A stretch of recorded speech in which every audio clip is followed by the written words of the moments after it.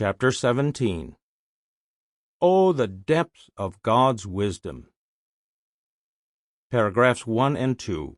Question. What was Jehovah's purpose for the seventh day? And how was divine wisdom put to the test at the start of this day? Ruined. Mankind, the crowning glory of the sixth creative day, suddenly plummeted from the heights to the depths. Jehovah had pronounced everything he had made, including humankind, very good. Genesis 1:31. But at the start of the seventh day, Adam and Eve chose to follow Satan into rebellion. They plunged into sin, imperfection, and death. It might have appeared that Jehovah's purpose for the seventh day had been thrown hopelessly off track. That day, like the six that preceded it, was to be thousands of years long. Jehovah had pronounced it sacred, and it would ultimately see the whole earth made into a paradise filled with a perfect family of mankind. But after the catastrophic rebellion, how could such a thing ever come about? What would God do? Here was a dramatic test of Jehovah's wisdom, perhaps the ultimate test. Paragraphs 3 and 4. Question A. Why is Jehovah's response to the rebellion in Eden an awe-inspiring example of his wisdom? Question B. Humility should move us to keep what truth in mind as we study Jehovah's wisdom? Jehovah responded immediately. He pronounced sentence on the rebels in Eden, and at the same time, he provided a glimpse of something wondrous, his purpose to remedy the ills they had just set in motion. Jehovah's far-sighted purpose extends from Eden through all the thousands of years of human history and onward, far into the future. It is elegantly simple, yet so profound that a Bible reader could spend a rewarding lifetime in studying and contemplating it. Furthermore, Jehovah's purpose is absolutely sure of success. It will put an end to all wickedness, sin, and death. It will bring faithful mankind to perfection. All of this will come about before the seventh day ends, so that, despite everything, Jehovah will have fulfilled his purpose for the earth and mankind right on schedule. Such wisdom inspires awe, does it not? The Apostle Paul was moved to write, "Oh, the depth of God's wisdom." Romans 11:33. As we undertake a study of various aspects of this divine quality, humility should move us to keep a vital truth in mind, that at best we can only scratch the surface of Jehovah's vast wisdom. First, let us define this awe-inspiring quality. What is divine wisdom? Paragraphs 5 and 6. Question. What is the relationship between knowledge and wisdom? And how extensive is Jehovah's knowledge? Wisdom is not the same as knowledge. Computers can store enormous amounts of knowledge, but it is hard to imagine anyone calling such machines wise. Nonetheless, knowledge and wisdom are related. For instance, if you needed wise counsel on treating a serious health problem, would you consult someone with little or no knowledge of medicine? Hardly. So accurate knowledge is essential to true wisdom. Jehovah has a boundless store of knowledge. As the King of eternity, he alone has been alive forever. Revelation 15:3. And during all those untold ages, he has been aware of everything.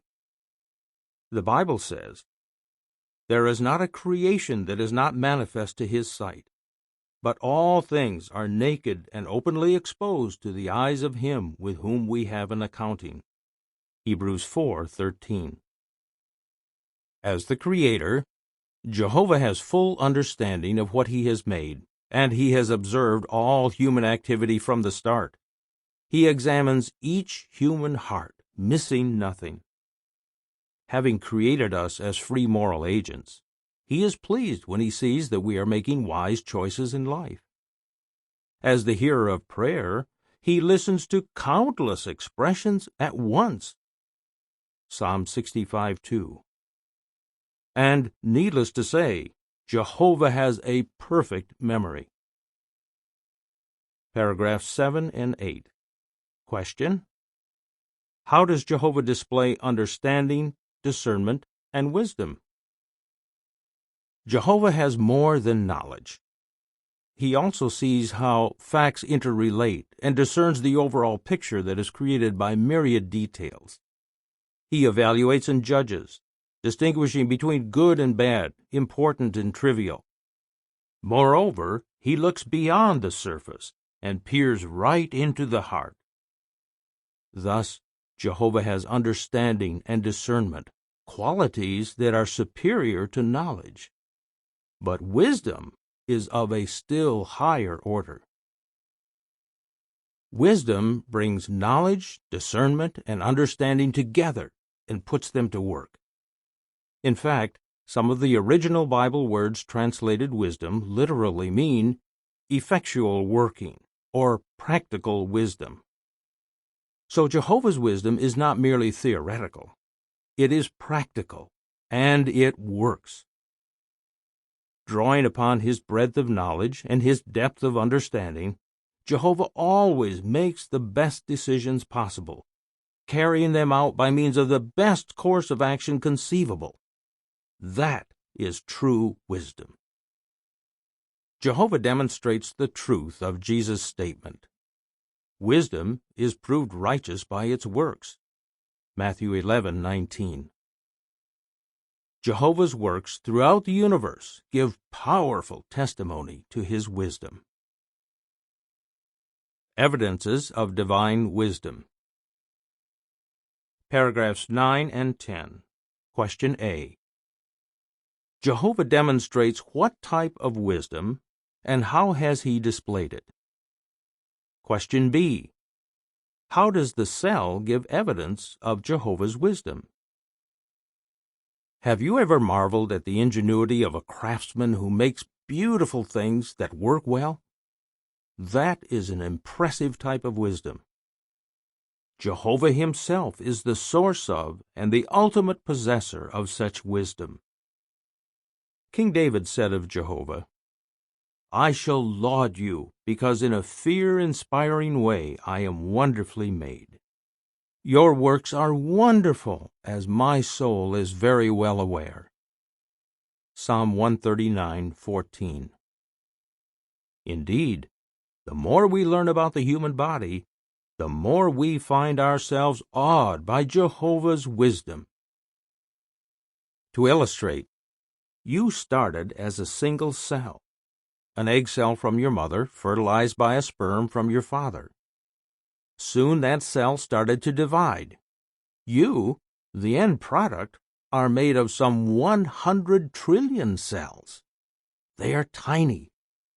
About 10,000 average-sized cells would fit on the head of a pin. Yet each one is a creation of mind-boggling complexity. The cell is far more intricate than any man-made machine or factory. Scientists say that a cell is like a walled city, one with controlled entrances and exits, a transportation system, a communications network, power plants, production plants, waste disposal and recycling facilities, defense agencies, and even a sort of central government in its nucleus. Furthermore, the cell can make a complete replica of itself within just a few hours. Paragraphs 11 and 12. Question A.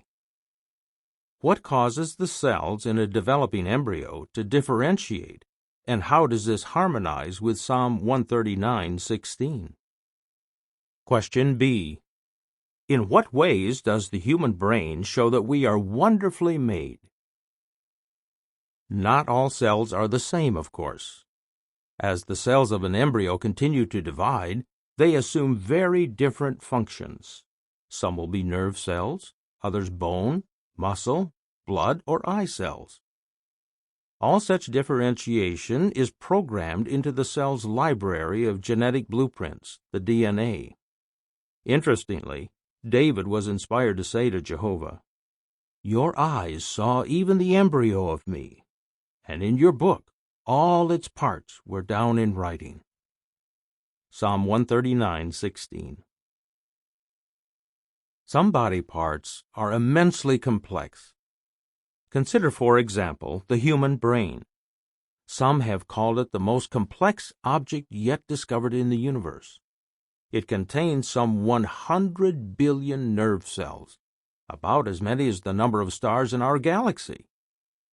Each of those cells branches off into thousands of connections with other cells.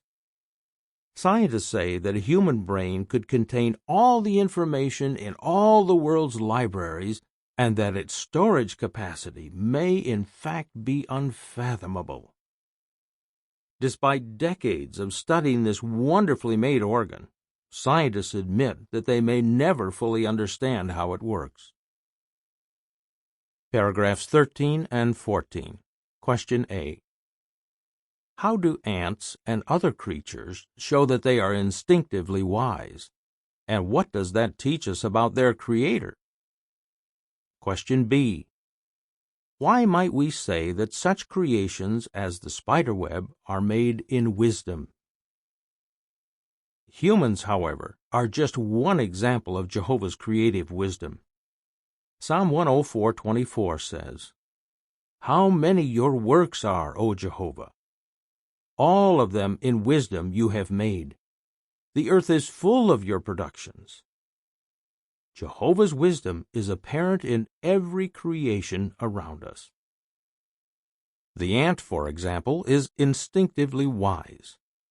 Indeed, ant colonies are superbly organized. Some ant colonies tend, shelter, and draw nourishment from insects called aphids, as if these were livestock. Other ants act as farmers, raising and cultivating crops of fungus.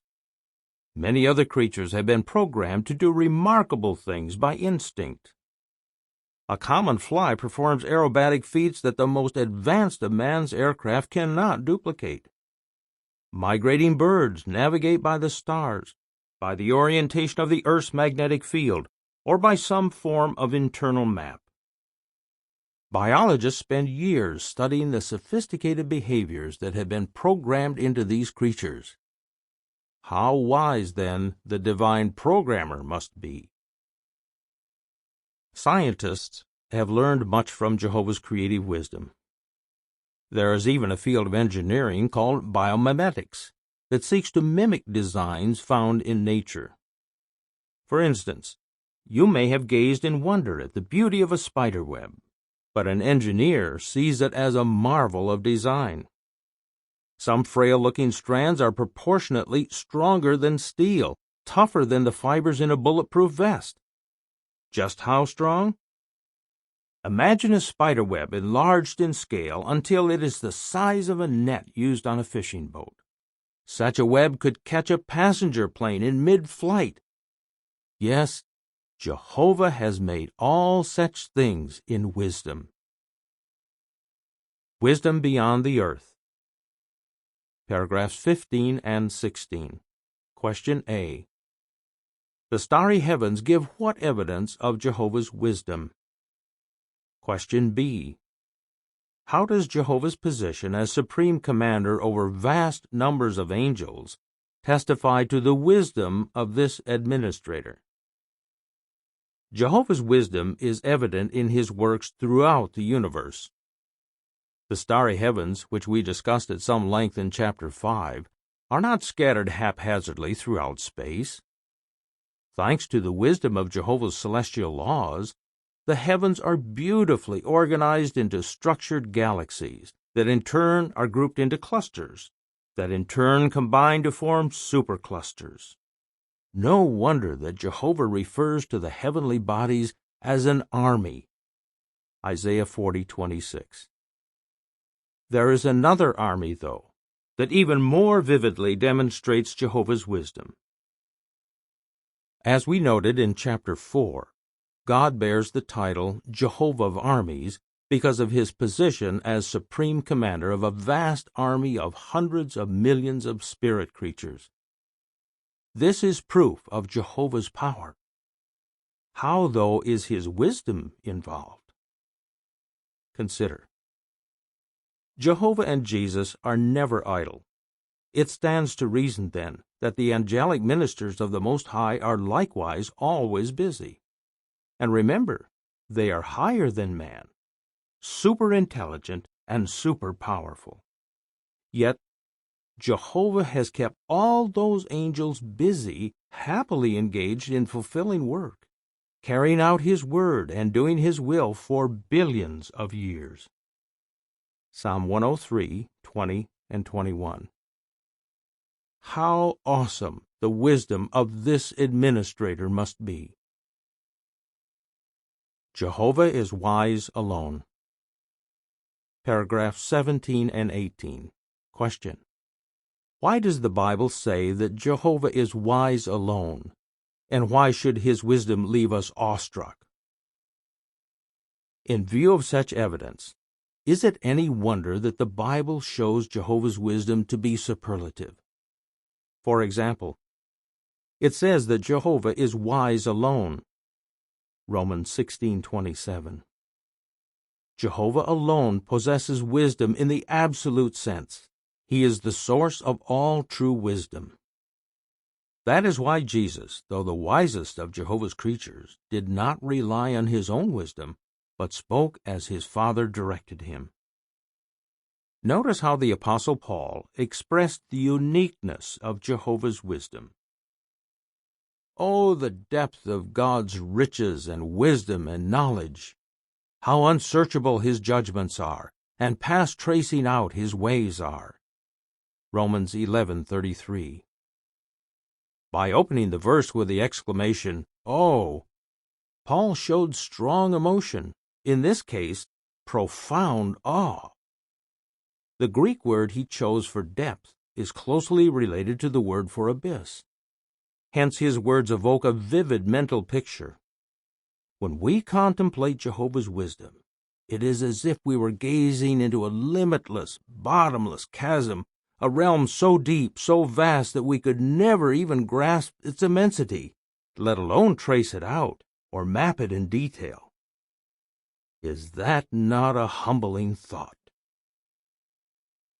Paragraphs 19 and 20. Question A. Why is the eagle a fitting symbol of divine wisdom? Question B. How has Jehovah demonstrated his ability to peer into the future? Jehovah is wise alone in another sense. Only he is able to peer into the future. Remember, Jehovah uses the far-seeing eagle to symbolize divine wisdom.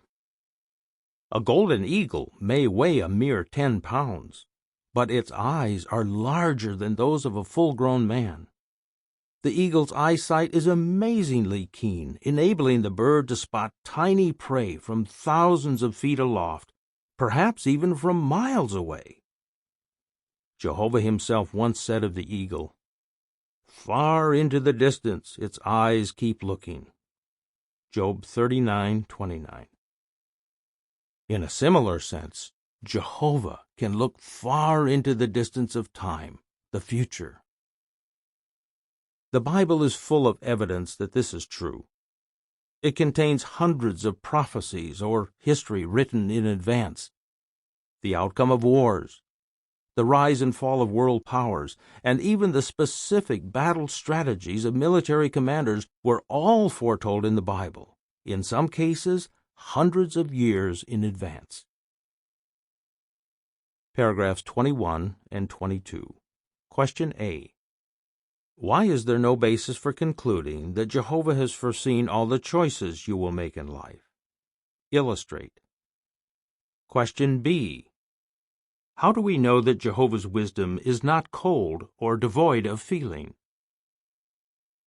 Does this mean, though, that God has already foreseen the choices you will make in life? Some who preach the doctrine of predestination insist that the answer is yes. However, that notion actually undermines Jehovah's wisdom, for it implies that he cannot control his ability to look into the future. To illustrate, if you had a singing voice of unparalleled beauty, would you then have no choice but to sing all the time? The notion is absurd. Likewise, Jehovah has the ability to foreknow the future, but he does not use it all the time. To do so might infringe upon our own free will, a precious gift that Jehovah will never revoke. Worse yet, the very notion of predestination suggests that Jehovah's wisdom is cold, devoid of heart, feeling, or compassion. But nothing could be further from the truth. The Bible teaches that Jehovah is wise in heart. Not that he has a literal heart, but the Bible often uses that term in connection with the innermost self, which includes motivations and feelings such as love. So Jehovah's wisdom, like his other qualities, is governed by love. Paragraph 23. Question. The superiority of Jehovah's wisdom should move us to do what? Naturally, Jehovah's wisdom is perfectly trustworthy. It is so far above our own wisdom that God's word lovingly urges us. Trust in Jehovah with all your heart, and do not lean upon your own understanding. In all your ways take notice of him, and he himself will make your paths straight. Proverbs 3, 5, and 6.